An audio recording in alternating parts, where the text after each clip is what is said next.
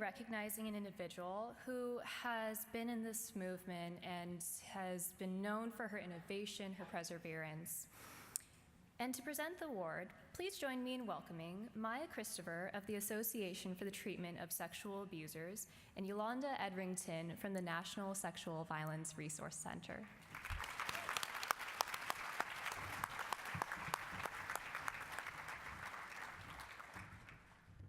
Hello, I'm Yolanda Edrington with the National Sexual Violence Resource Center. My name is Maya Christopher. I'm the Executive Director of the Association for Treatment of Sexual Abusers. So, many of you I wanted to go ahead and announce. So I've been the Director of the National Sexual Violence Resource Center since April of this year. So I wanted to say hello to everyone while I'm out here. And what brings us here today is this wonderful award, the Gail-Burns Smith Award. The Gail-Burns Smith Award is a partnership award that is given to you from NSVRC and also ATSA. And the award is named after Gail-Burns Smith. And let's stop right there. The award is named after Gail-Burns Smith. As we talk about vision and bold moves, you see up on the screen all of her accolades, all of the things that she did throughout her career. Those are bold moves. Bold moves, large shoulders to come in on, and I just want to take a moment to make sure that we know that vision that she had of partnership, on where that takes us to end sexual violence, is partnership. So we have partnership with advocates of survivors, and the partnership of people that provide treatment of sexual abusers.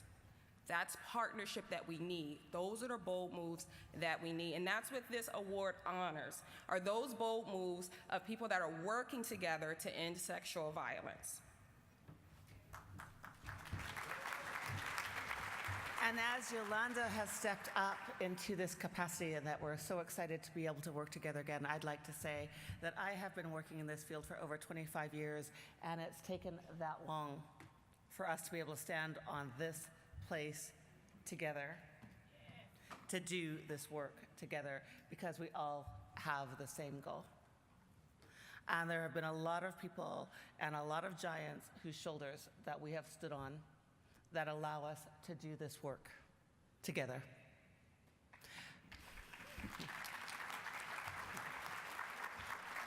This award means a lot because Joanne Schladale, our person who we're honoring today, has done so much work to make this legacy happen. Not only when you work with people who offend, I mean, obviously we're not everybody's favorite people to have at the party, right? I mean, there's a little bit of discomfort, but Joanne has taken a lot of time to find unusual partnerships where people who often take a look at, if you're working with people who offend, then we really don't want to have a lot to say to you. She's trained law enforcement people, she's trained military people, she's trained victim advocates. She has gone where a lot of us have spent a lot of years trying to get to.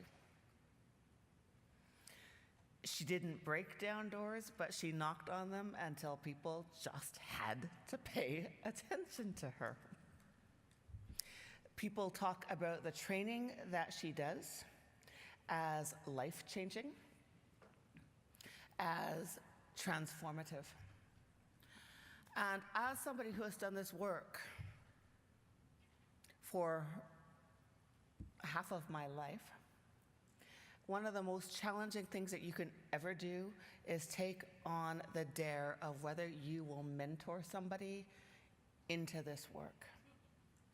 Because as hard as this work is, there is beauty in it, there is passion in it, there is love in it, and for you to be the one who's going to mentor people and teach them all of those things and hope every now and again you get it right, like just a moment of getting it right.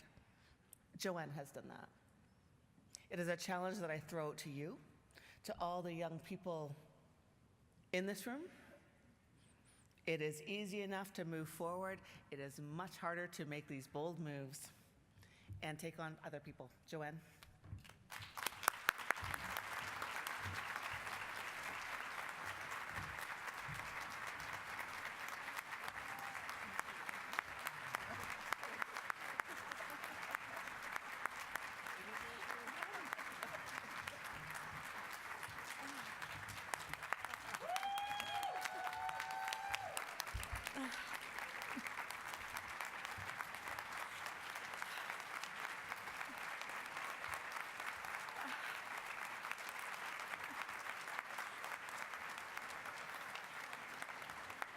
Good morning.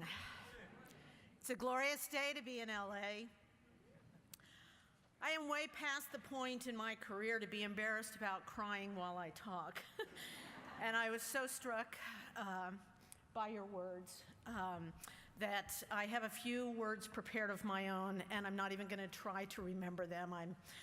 My stress hormone level's pretty high right now. So I'm just going to read you my very heartfelt words about standing in front of you today. I could not have even dreamed of being here. Growing up in working class poverty in Tulsa, Oklahoma, I didn't even know there were the things then that we could be doing to make society better. So I am here giving thanks today on the strong shoulders of not just giants, but most importantly, unsung heroes. And every one of you are the shoulders that I stand on. Thank you. How can we be giants and go through our careers so unsung? And so I want all of you to know that when I am out doing the work I am doing, you are with me in spirit always. I want to profoundly thank my husband, one of the old white guys in the room, John, for your undying support and wise counsel these 36 years. Thanks to the tremendous shoulders of Kim Aliberta. Kim, I can't see you. I know that you're here. Ellen Gatewood, who couldn't be here. Carla, I was told that you're here also. Karen Herman and Stella, I heard that you are here also. These are the folks with the New Mexico Coalition of Sexual Assault Programs who have sustained my work there over the years and nominated me for this award. I so love you guys. Thank you. Thanks to all of you who represent the NSVRC and ATSA who jointly created this award. To me, that is a bold vision in bringing all of us together. I have always believed that we cannot simply be for those who have been abused without being for those who abused in order to stop it. I also stand on the strong and visionary shoulders of the professionals who created the 6 pillars for prevention, and that they include healthy development and sexuality education, which is what I'm all about. I believe profoundly, and the research supports it, that developmentally congruent sexual health in education and sexual health and well-being are the antidote to the poison of sexual harm and sexual violence.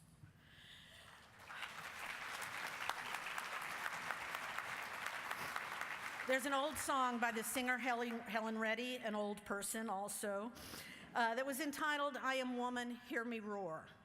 I've changed that for our times to, "I am human, hear us roar." And I'm going to roar for just a minute.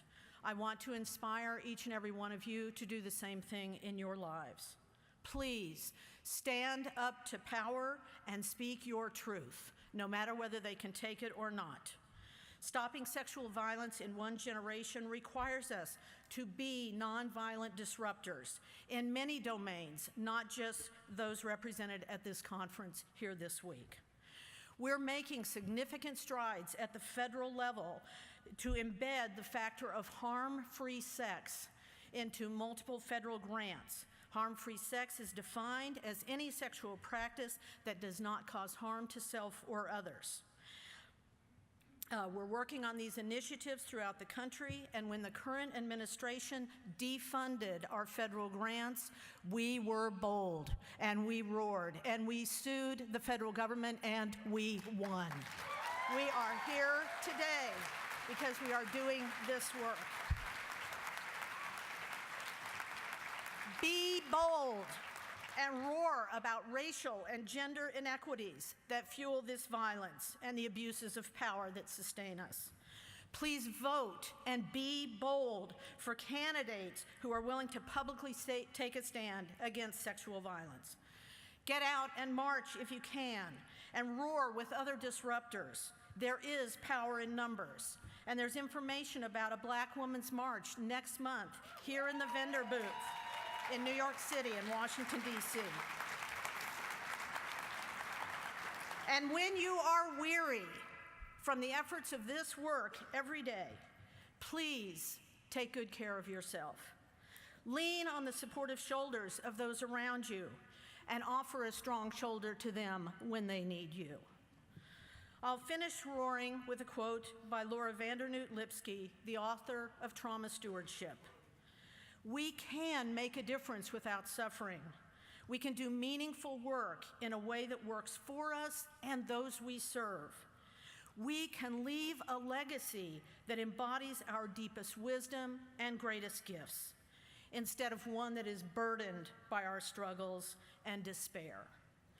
Thank you so very much for honoring me with the work I do. It's an honor to serve every day to stop harm, heal pain, and change lives.